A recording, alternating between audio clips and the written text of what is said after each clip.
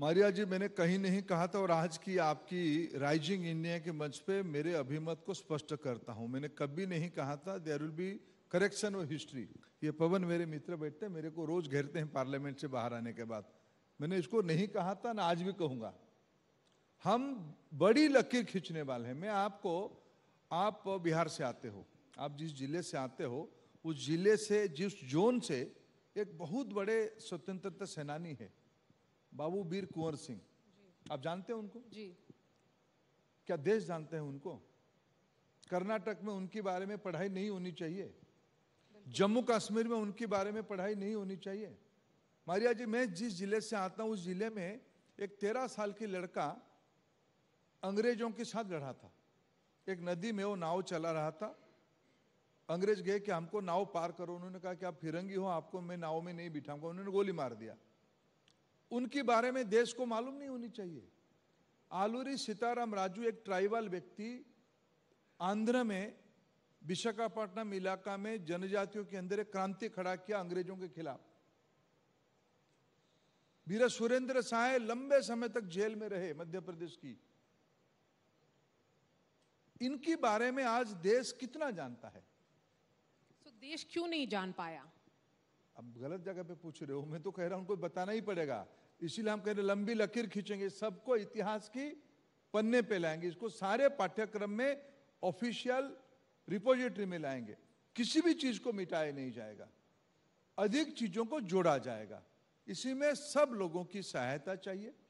देश की आजादी जो आज हम जिसको एंजॉय कर रहे हैं, जिसके कारण आज हम लोग इकट्ठा हुए, आज हम बैठे, 75 साल की जर्नी हो चुकी है। ये अनेक लोगों की बलिदान पे, अनसंग हीरो की बलिदान पे उपलब्ध हुई है।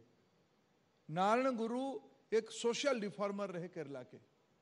कुछ सीपीएम के मित्र मेरे को मिलने आए कभी, शिक्षा मंत्री और हमारे पार्लियामेंट के कुछ मित्र। उन्होंने कहा कि हमारे कुछ रिजर्वेशन है शिक्षा नीति में। मैंने पूछा क्या रिजर्वेशन किया आपके बारे में?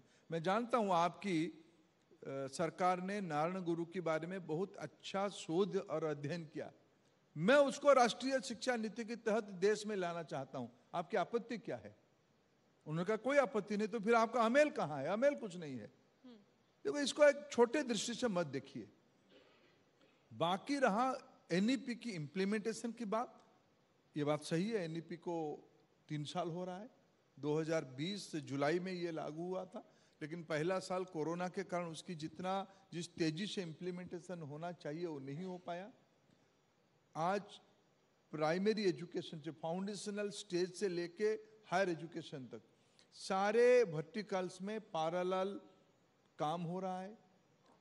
एक्सपर्ट्स, अथॉरिटी, इसकी बेसिक रिफॉर्म, नई करिकुलम, नई सिलेबस, नई टेक्स्ट बुक, इस ओर हम काम कर रहे हैं। जो हमारी नया फाउंडेशनल स्टेज की जो वर्टिकल हमने बनाई, पहली बार देश में भारत सरकार नीति बनाई एज 3। ये माना जाता है एज 3 से 8 के अंदर बच्चे की 85% मानसिक विकास हो जाती है। इसी एज को हमने फाउंडेशन स्टेज माना। पहली बार देश में प्री स्कूल फॉर्मल एजुकेशन शुरू होगी। खेल, गाना, स्टोरी टेलिंग, ये माध्यम रहेगा शिक्षा की। अभिभावक और शिक्षक दोनों मिलकर नन्ही कली को प्रस्फुटित करवाएंगे। इसकी पाठ्यक्रम हमने पिछले फरवरी 20 को लोकार्पित कर दिया। जादुई पिटारा जी, कई सारे खिलौना, कई सारे स्टोरी, कई सारे लोक कथा, ये सारे को उसकी हिस्सा बनाया गया। क्लास 1 और 2 की किताब जल्दी बाजार में आ जाएगी। 2024-25 की 23-24 की एकेडमिक ईयर में नई पाठ्य पुस्तक के आधार पर पढ़ाई शुरू हो जाएगी। और हमारी टारगेट है 2024 में दिसंबर तक बाल बाटिका 1, 2, 3 यानी केजी 1, 2, 3 एंड क्लास 1 to 12 ये सारे एजुकेशन के लिए टेक्स्ट बुक बन जाए। धर्मेंद्र जी, जिस तरह से आप समझा रहे हैं वो एक what we have seen is that the policies being drafted by people who are perhaps very grounded, जो ज़मीनी जिनको पहचान है और जिनको पकड़ है। तो क्या वो पहले नहीं था कि जो आप जो बोल रहे हैं जादुई पिटारा, जिस तरह से आप लोग पढ़ाने की कोशिश कर रहे हैं, वो पहले क्यों नहीं था? Do you think there is a shift, and this shift is only because New Delhi has changed?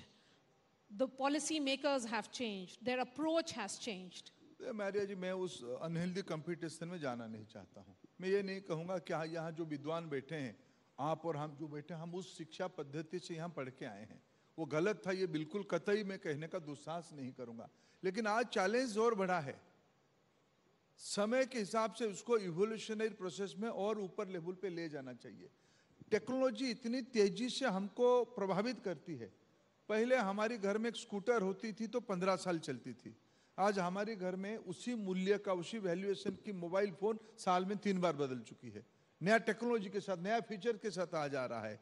ये सारा चीजों में पहले हमारे बच्चों को चैट जीपीटी की चुनौती नहीं था। आज चैट जीपीटी आ चुका है।